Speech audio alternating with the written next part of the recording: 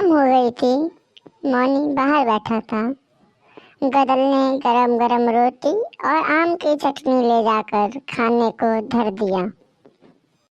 बहुत अच्छी बनी है, मौनी ने खाते हुए कहा। गदल बैठ गई और कहा, तुम अपने उम्र लायक एक और ब्याह क्यों नहीं कर लेते? मौनी चौंका। एक की भी रोटी नहीं बनती तुमसे? नहीं, सोचते होंगे सौत बुलाती हूँ, पर मर्द का क्या, मेरी भी तो ढलती उम्र है। जीते जी देख जाऊंगी तो ठीक है, ना हो तो हुकूमत करने को तो एक मिल ही जाएगी। यूं कह, होश है तुझे, लड़ने को चाहिए। मौनी खाना खाकर उठा तो गदल हुक्का भरकर दे गई और आप दीवार की ओट में बैठकर खाने लगी। इतने में सुनाई दिया, अरे इस वक्त कहाँ चला? जरूरी काम है मोनी, पेशकार साहब ने बुलवाया है। गदल ने पहचाना, उसी के गांव का तो था, घोटिया मैना का चंदा गिरिराज ग्वारिया। जरूर पेशकार की गाय की चराने की बात होगी। अरे तो रात को जा रहा है, ले चीलम तो पीता जा। आकर्षण ने रोका तो गिरिराज बैठ गया। गदल ने दूसरी रोटी उठाई और मुंह में रखा, तभी तुमने सुना क्या? गदल का देवर डोडी मर गया। गदल का मुंह रुक गया। जल्दी से लोटे के पानी के संग कौर निगला और सुनने लगी। कलेजा मुंह को आने लगा। कैसे मर गया? वह तो भला चंगा था। ठंड लग गई, रात उघाड़ा रह गया। काकी, सच मरते वक्त उसके मुंह से तुम्हारा नाम कहा था काकी। बेचारा बड़ा भला मानस था। गदल स्तब्ध खड़ी रही। गिरिराज चला गया।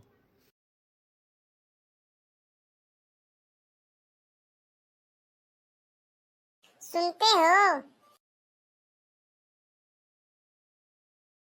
क्या है री? मैं जरा जाऊंगी। कहाँ? वहीं। क्यों? देवर मर गया है ना। देवर? अब तो वह तेरा देवर नहीं। गदल झंझनाती हुई हंसी। देवर तो वह मेरा अगले जन्म में भी रहेगा। वही ना मुझे रुखाई दिखाता तो क्या यह पांव कटे बिना उस देहरी से बाहर निकल सकते थे? उसने मुझसे मन फेरा, मैंने उससे। मैंने ऐसा बदला लिया उससे। कहते कहते वह कठोर हो गई।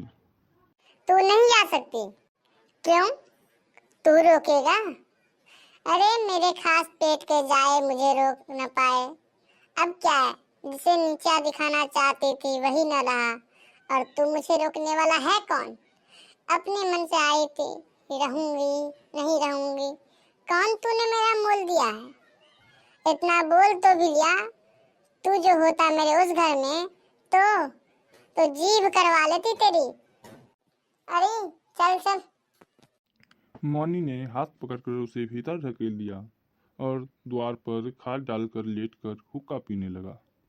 गदल भीतर रोने लगी, परंतु इतने धीरे कि उसकी सिसकी तक मौनी नहीं सुन सका। आज गदल का मन बहा जा रहा था। रात का तीसरा पहर बीत रहा था। मौनी की नाक बज रही थी। गदल ने पूरी शक्ति लगाकर छप्पर का कोना उठाया और सौंपिन की तरह उसके नीचे से रेंग कर दूसरी ओर कूद गई। मौनी रह रहकर तड़पता था। हिम्मत नहीं होती थी कि जाकर सीधे गांव में हल्ला करे और लठ के बल पर गदल को उठा लाए। मन करता ससुरी की टांगे तोड़ दे। दुर्लो ने व्यंग भी किया कि उसकी लुगाई भागकर नाक कटा गई है। खून का सा घूंट पीकर रह गया।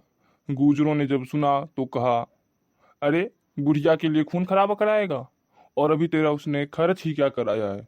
2 जून रोटी खा गई है, तुझे भी तो टिक्कर खिला कर ही गई। मौनी का क्रोध भड़क गया। घोटिया का गिर्राज सुना गया था